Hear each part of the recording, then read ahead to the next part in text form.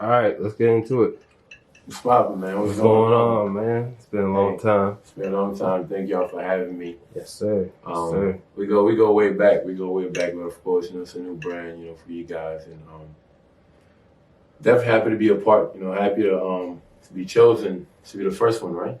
Yes, sir. Number one. So You gotta start big, Yeah, appreciate that. So I'm definitely rocking with HighStyle Sundays because of that. So family. So yeah, let's get into it, man. What's going on? All right, so tell us. I mean, I know you on a personal basis, but not everybody knows you. They know the party side of you, right? Exactly. Exactly. And they know the business side of you, the mogul side of you.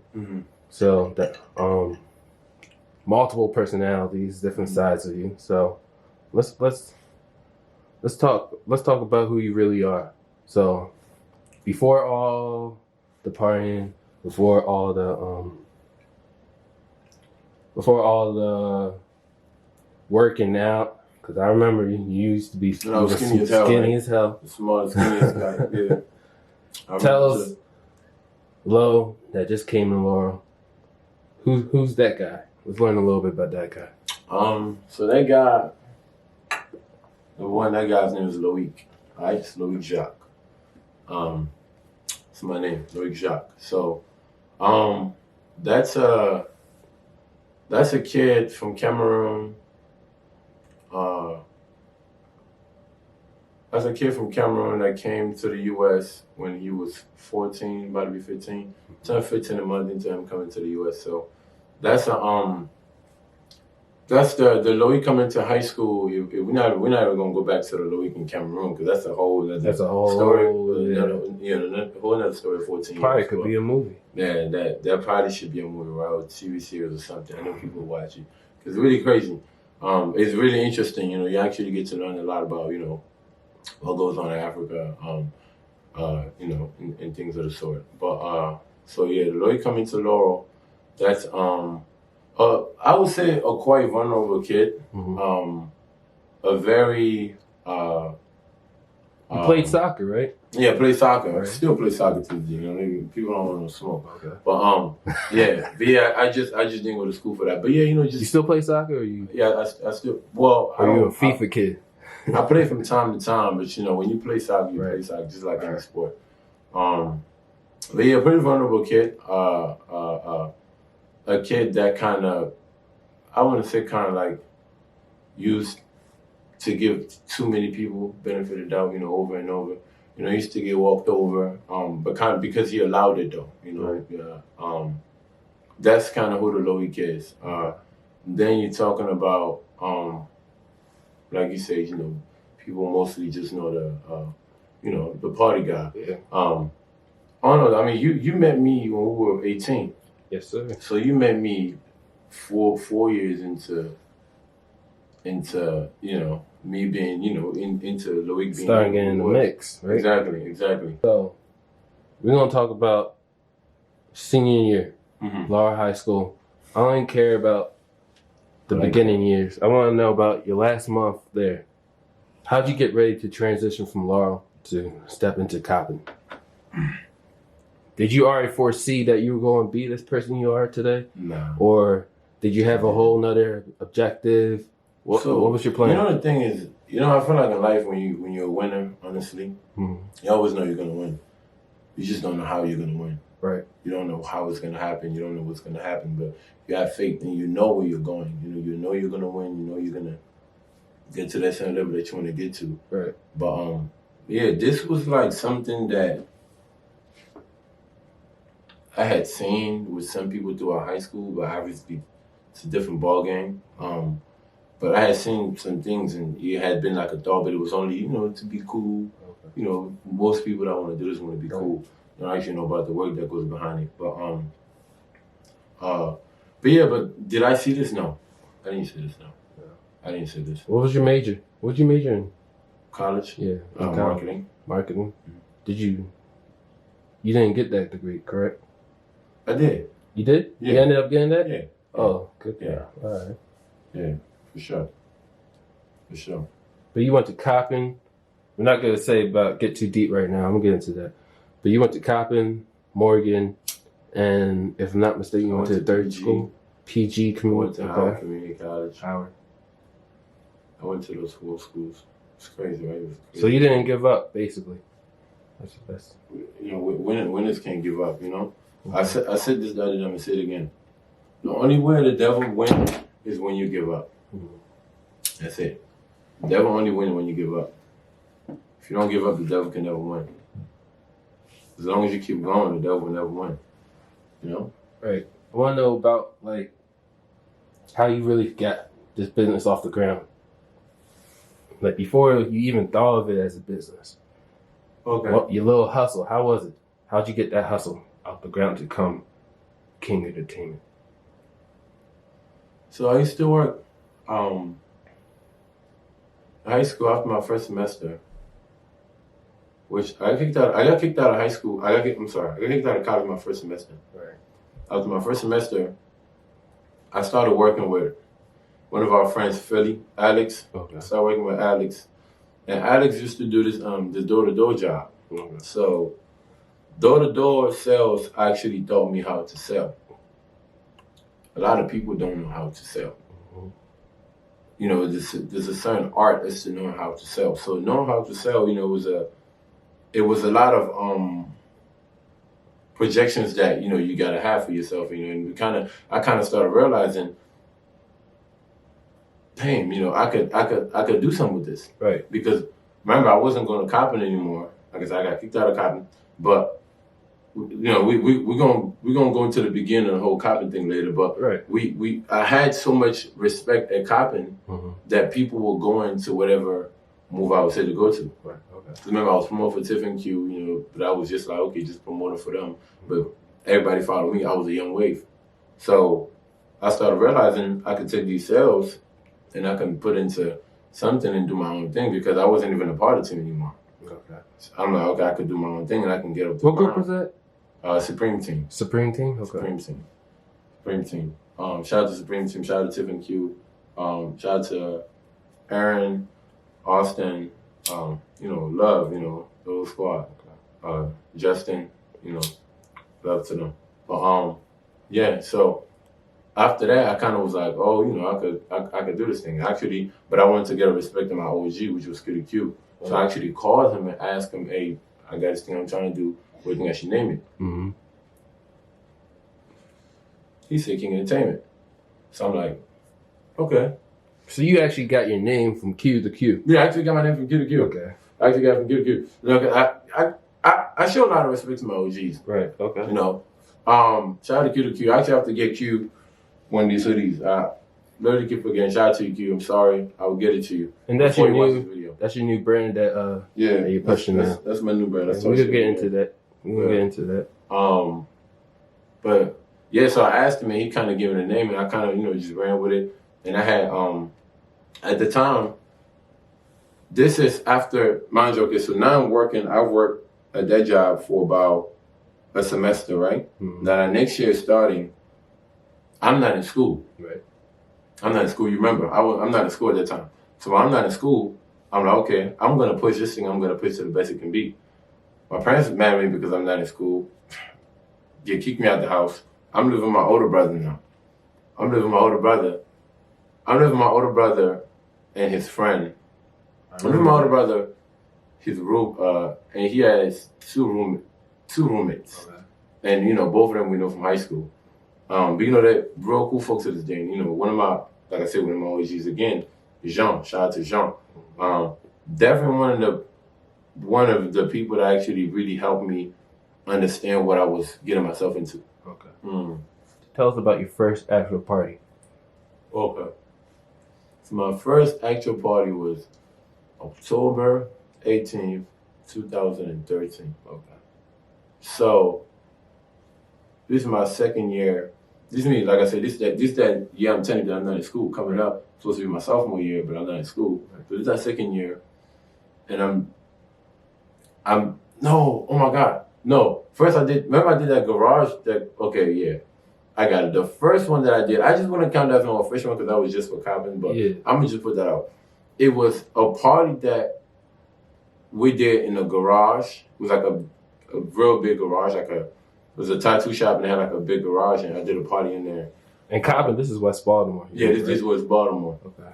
Right there, and that hit. So after that, it was okay, cool. I wanted to do another one. So I wanted to do another one. So I was like, I really, I thought this thing was like, Freak Fest Friday. I was like, Freak Fest Friday, something like, here we go. So I went Freak Fest Friday and ran that, and that was it was supposed to be like a party that was bringing Cobbin and Morgan and whatever. Mm-hmm. And at the time, Morgan was very selective about whose parties they was going to. Morgan was not going to Cobbin parties. Okay. You remember, Morgan was not going to Cobbin parties. There was always that little vibe. Yeah, like exactly. Yeah. It was always that vibe. We had to go to Morgan parties. So I'm talking about even changing the culture as far as that was involved. Mm-hmm. So it was a party. So I would say as far as how I used that, I used I actually had, shout out to Bam, Bugatti Entertainment, shout out to Bam. I think I hit up Bam. I had worked out a deal with him where, he was going to take a promotion at Morgan. I was going to take a promotion at Coppin. And of course, me being who I am, I sold, when I was a youngin', I was like 19. Yeah, 19. Like 19, selling a whole bunch of tickets, all over. So I would say as far as sales, it was like I was selling hundreds of tickets, at Coppin. So you weren't selling the tickets on your own now, were you? Or were there parties you had sell tickets on your own? No. Okay, I had a team of girls. I forgot. I had a team of girls. Shout out to them. First of all, let me give a big shout out to them. Big shout out to Camry. Big shout out to Diamond. Who else?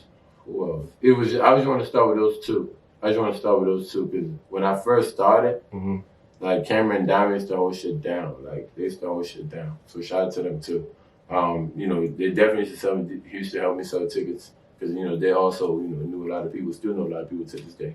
So another aspect in the game was using, you had to use the female perspective to get the tickets out, right? Yeah. Okay. So tell us more about. I want to get more to your. I'm trying to remember your first big party or event where you had your first big artist. Talk to us about that.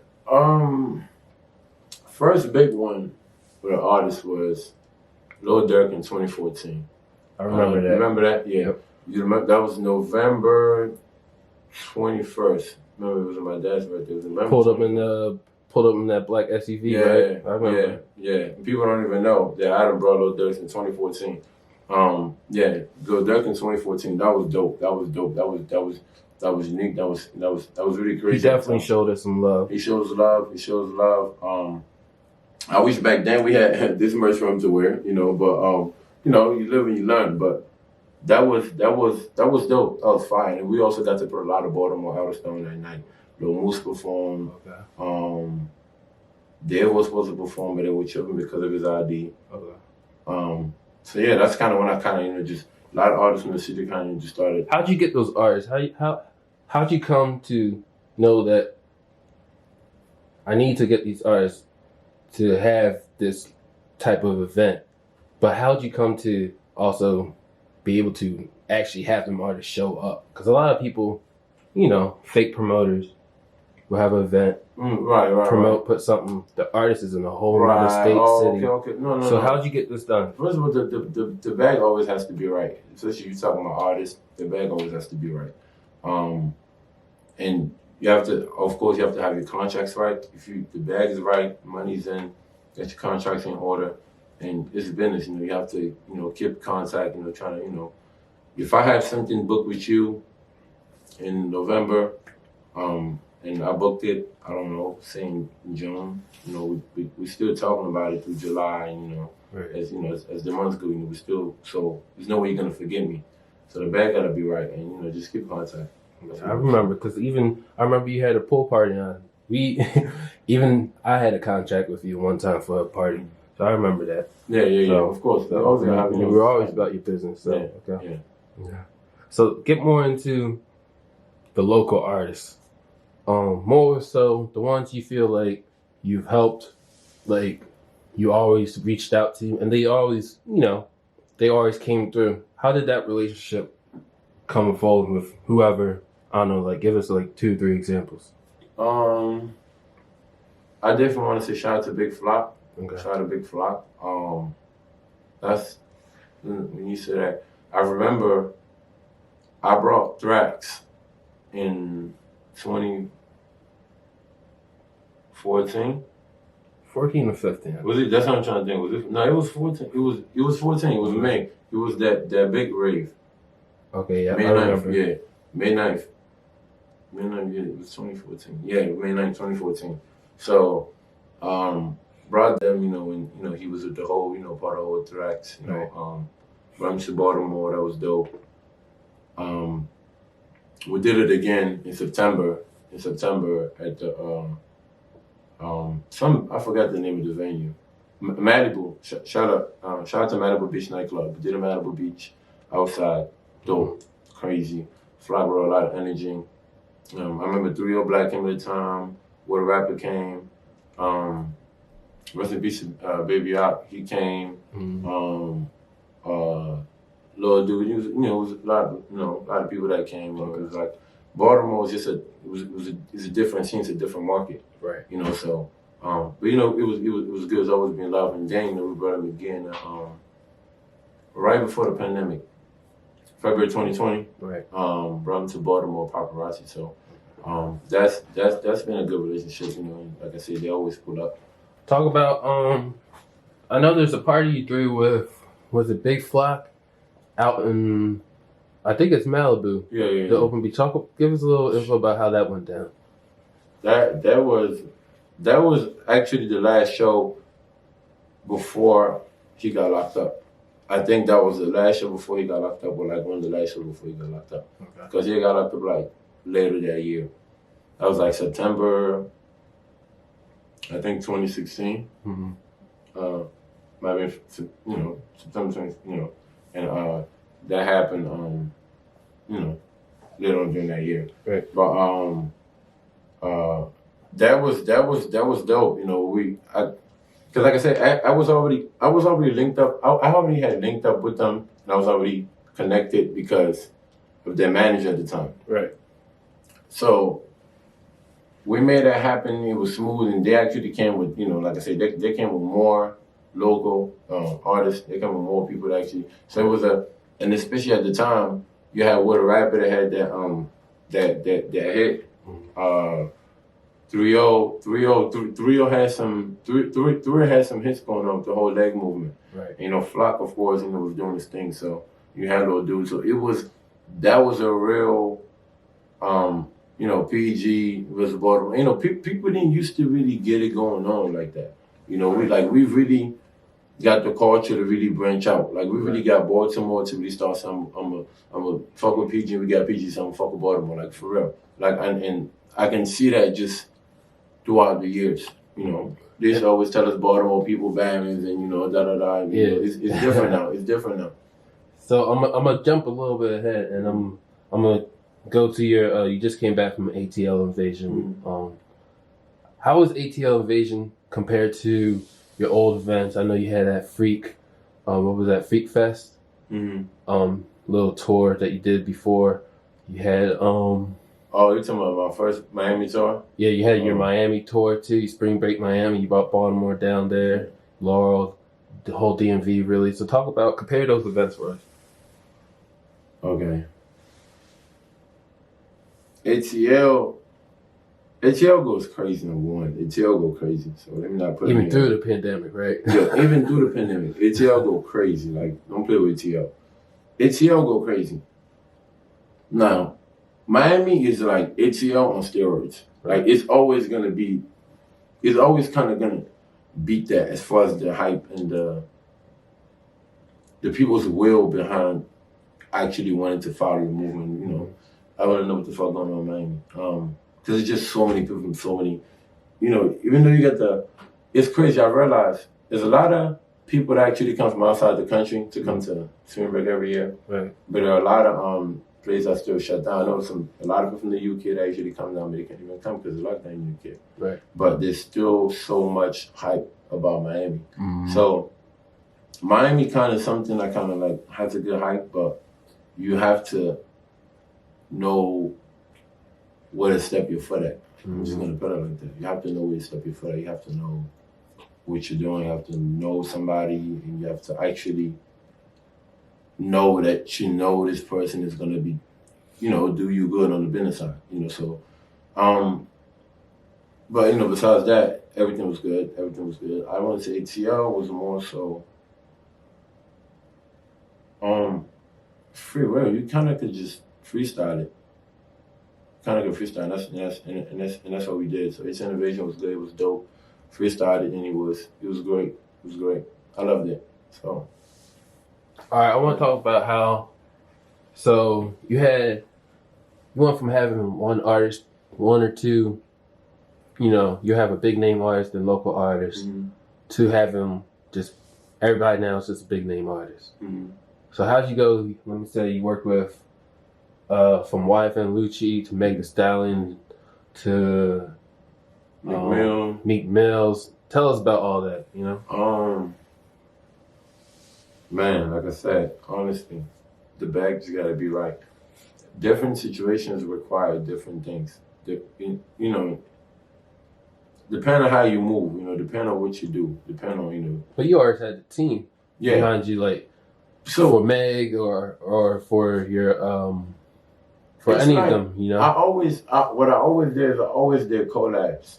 Like I always for big things like this, right? Like I always work with people because like I said, you're talking about. I'm gonna give you for example, give some example numbers. Mm-hmm. The concert that I just did before the pandemic, right? With Tracy Icon. Shout out to Tracy Icon. Like I love them. They're the best. Like they literally throw the best concerts on the East Coast. And just for them to actually have me actually work with them on certain projects, he shows me a lot. He teaches me a lot. I'm giving you an example. The last concert we just did, which was the Winterfest, December 14th, 2019. Mm-hmm. Yeah, right about the pandemic. We had McMill, Megan Thee Stallion, and the baby. I'm talking about the baby, 2019 for the pandemic, Megan 2019 for the pandemic, McMill, scorching hot. Filled up an arena. I'm talking about 12,000 people. Right. The Royal Farms Arena in Baltimore. Okay. So a concert like that is gonna cost you no less than $700,000. Right.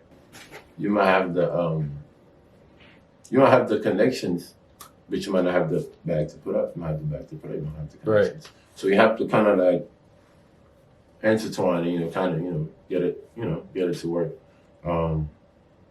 Yeah, man. So that was that's a heavy hitter. But then you talking about concerts like that. Is that the turning point in your career? Is that what showed you that you can do like bigger?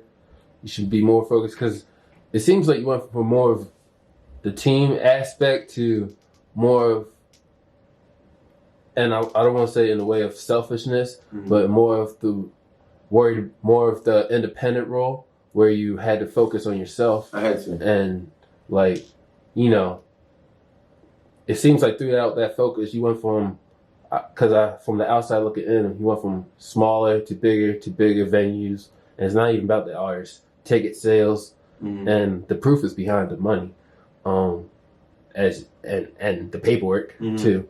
So I seen the paperwork, the ticket sales every time full capacity.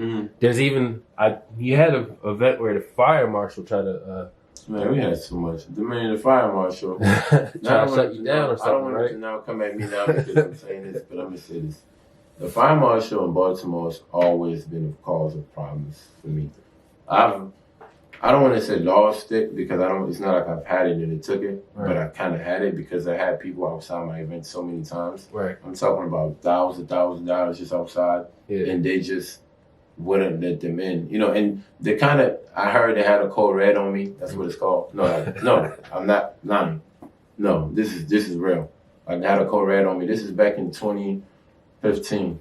I found about it from one of the OGs. That's some serious stuff. Yeah, this is real because of the events that we kept throwing, and the city was getting calls, and so they was like, "We're gonna watch this guy's socials. Whenever he posts something, we're gonna go get him." Right. So it was like, it was crazy. So even as young as we missed out on so much money that we could probably use to prepare ourselves. You had to move differently?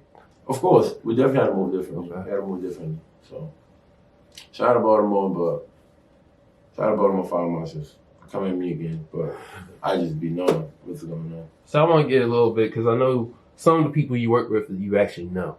So I want to know, like, is there anybody you feel like you actually had a big impact on their career the same way? I know, like, for example, shout out to my man Cody. He doing his thing, City Star Entertainment. I know y'all work closely.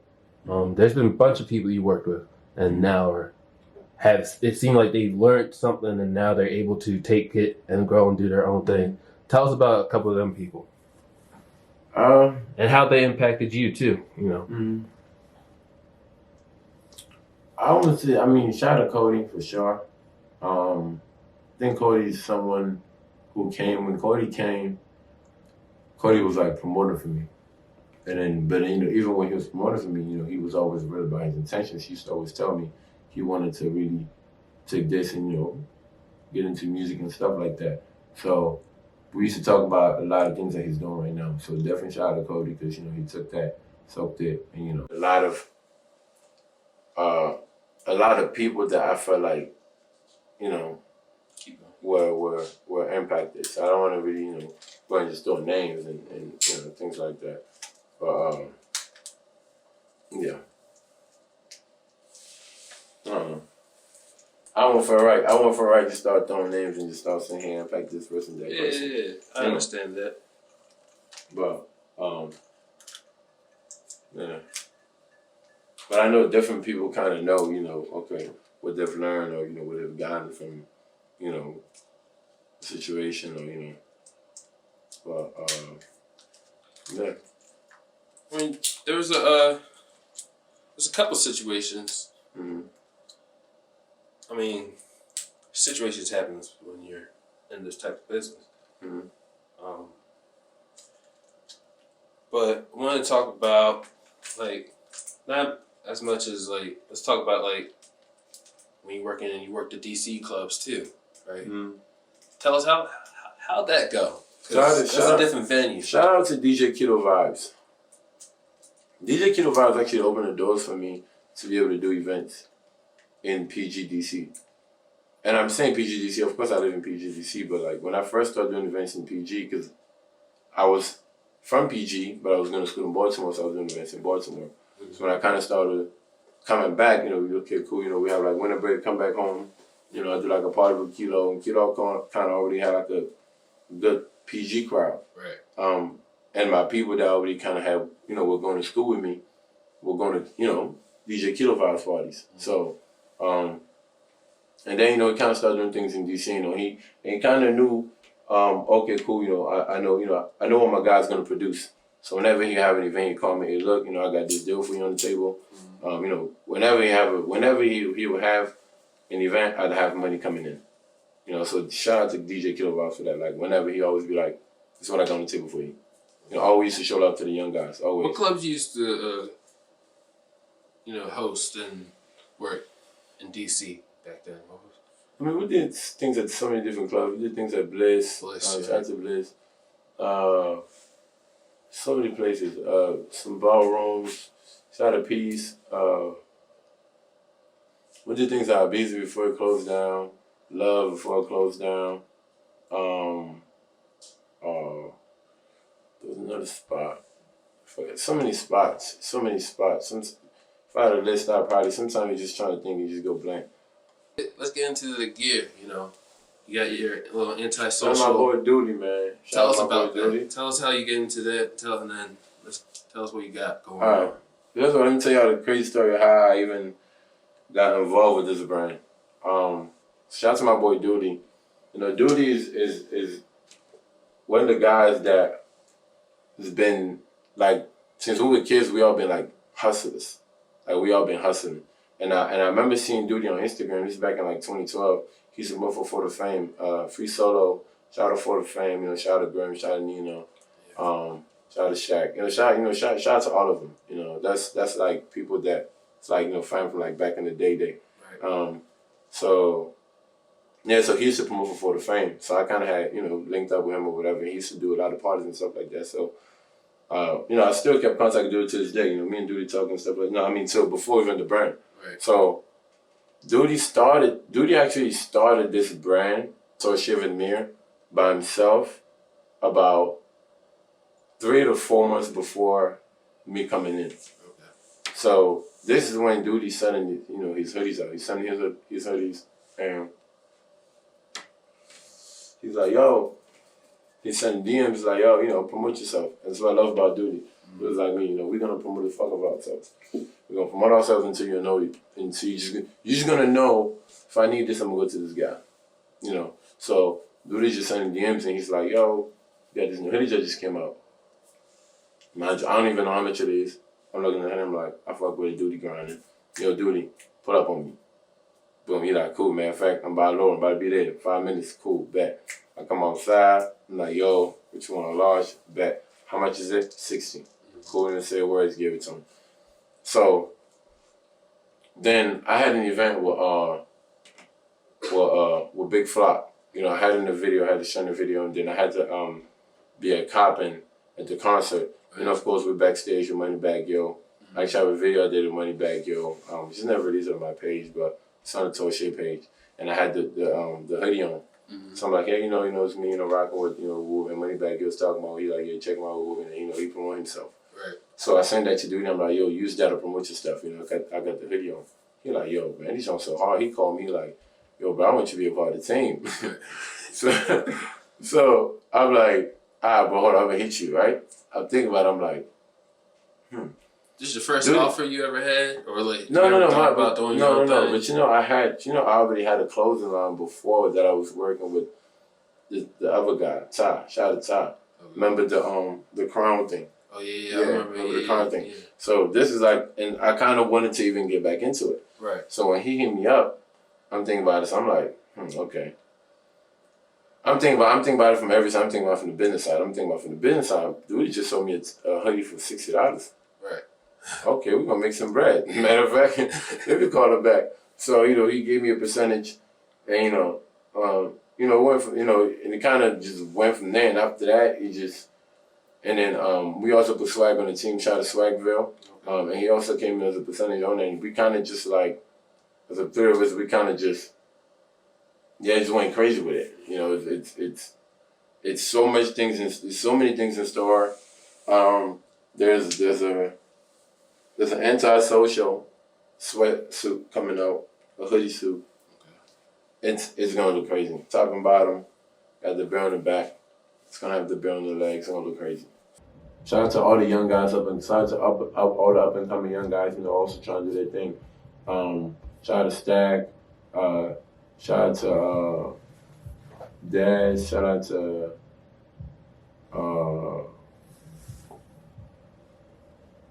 think of all the young guys right now. Shout out to Abe. It's a lot of young guys. Shout out to all of them, but the point I'm trying to make is, you also have all the young guys working. So you have to make sure that you are. It's kind of like a game, Mm-hmm. So you have to make sure you're still the LeBron James of this thing. So you have to make sure that you're not just working, but you're outworking everyone. You have to literally make sure you're working. And I'm just talking about just the young guys. So you have to that's the young guys, and you have the people that's already in, and you have people that's been in it. So you have to make sure you're outworking everybody, even the hungriest of the hungriest. You have to make sure you stay hungrier than everybody else, and make sure that you outworking everybody. Mm-hmm. And life happens, and different people have different things that they have to do with their life. Especially after COVID, different things kind of change. But when you put tears, sweat, and blood into some things, you're always gonna make sure that it goes to where it's supposed to be. So I've just kind of become that machine. All right. Appreciate you coming out, Lo. Hey, look, like I said, it's your boy Lord Da Vinci. Yes, sir. Hey, I'm fucking with HighStyle Sundays. You got it. Straight live. This is Lord Da Vinci. This is who he is. This is what I do. This is how I live. I'll let your boy. I ride in a two-seater. It's me and my gun, nigga, I don't do people. And I hate them new people. I'm loading the Drake bullets, it go through people. I iced out the rocks on the 41. How good is the work? It's a 10 out of 1. You a trapper, you don't got a gun. My youngins be tripping, they spinning for